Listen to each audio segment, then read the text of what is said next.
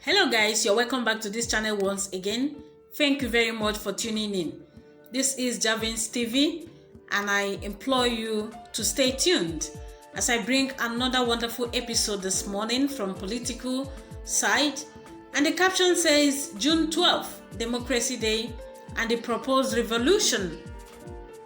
Indeed, Nigeria is passing through a perilous time in her 60 years of existence. Nobody, not even the seers that flood the space with prophecies, ever imagined the nation will deteriorate to the stage where animals are being valued more than humans. At least animals are killed with good reasons, unlike humans nowadays. Only Chinua Achebe foresaw it a bit in his Things Fall Apart. The novelist bewailed when the country was a heaven compared to this present agonizing predicament. It began from Boko Haram insurgency to adoption, banditry, ceaseless killings, and destruction of public facilities. Nobody is safe, not even the poor or school children. Everybody is trapped. Civilians and security personnel are gunned down daily, as in Nollywood and Hollywood movies. This is the outcome of prolonged system failure. The ugly events occurring virtually on daily basis point to the number of firearms in private hands, particularly youths. How did firearms get to them? A question for the security agencies. Government failed to deal with the crisis early enough. Terrorists ambushed citizens while they are asleep, raped their women, killed the men and abducted the children. Nothing happened. From there, they graduated to kidnapping for ransom and banditry. Nothing happened. None arrested and prosecuted. Instead, all we keep hearing were feeble pleadings and warnings. Meanwhile, many who committed minor offenses are regularly arraigned and moved into custody. Government's continuing silence on herdsmen and slaughter, banditry, and kidnappers across regions contributed to the rise in criminal activities. With huge inflows, crimes have seen become ready and preferred sources of livelihood.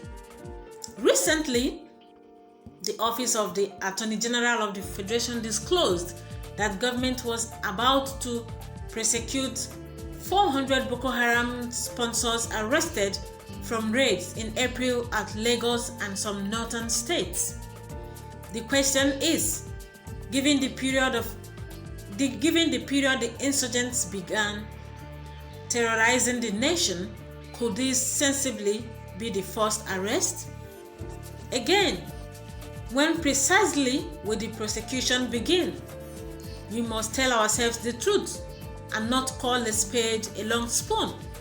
The country as presently constituted runs on double standard. It began with running different legal systems, criminal code in the south, while penal code and Sharia laws in the north. What a country! The fake national unity paved way to nepotism, presently threatening to tear the nation to pieces. Presently, all service chiefs hail from one region. Key appointments are lopsided, favoring the same region, and thus leading to turmoil. Beyond this, it results to rising criminal activities, including proliferation of firearms, now fast spreading to other regions. Perceptively, criminals are emboldened to escape justice, aware that their people occupy most of the sensitive positions. Nonetheless, some groups of people are energetically beating drums of war against June 12th, the nation's Democracy Day, presumably to take over government forcefully. This is a colossal blunder. Instructively, revolution is anti-democracy and a popular feature of military regimes. Democracy has its procedures and does not entertain a revolution except non-violent protest. Those calling for a revolution to unseat an elected president are gullible and being misled. If a president can be removed by mass protest, it means no president can survive because every running party will also have oppositions. The acceptable means of changing a democratically elected government remains election and impeachment.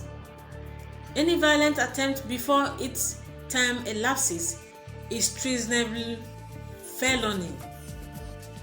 Emphatically, only the Parliament, in our case, the National Assembly, exercising sovereignty for the people, is the statutory body empowered to remove an elected president, vice president, governors, and their deputies from office.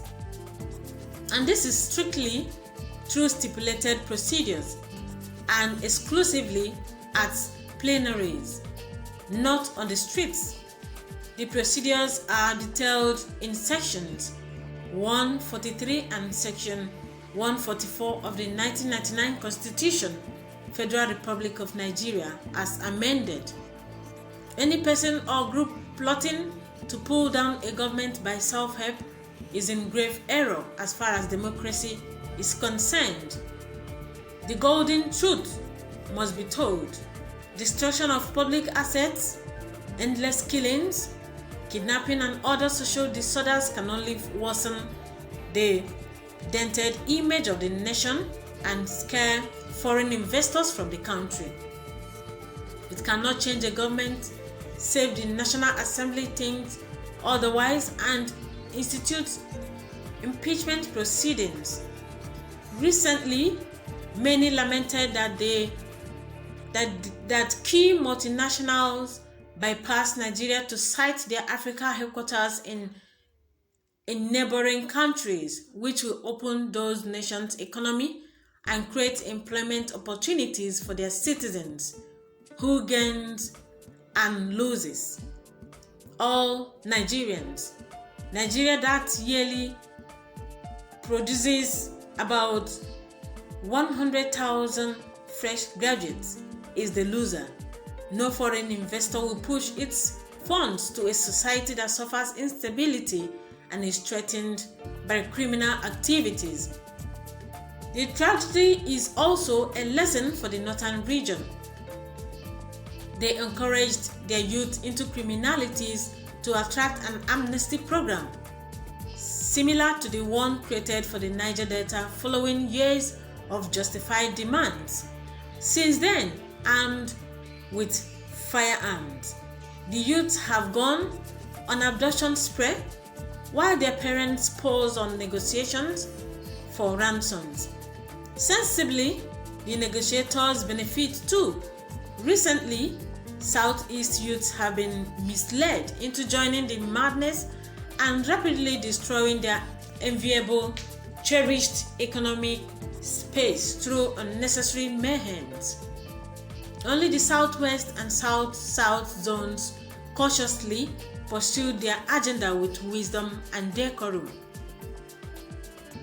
Though Buhari's tough policy reforms and COVID-19 global lockdown climaxed into hardship, government failed to act to stem crisis in the country, blocking leakages through single treasury account (TSA). Is positive despite the hardship it caused. Ditto on Ghana must go bags syndrome, which hitherto characterized activities at the National Assembly. The ban on importation foodstuffs is also positive as Nigerian products dominate the marketplaces.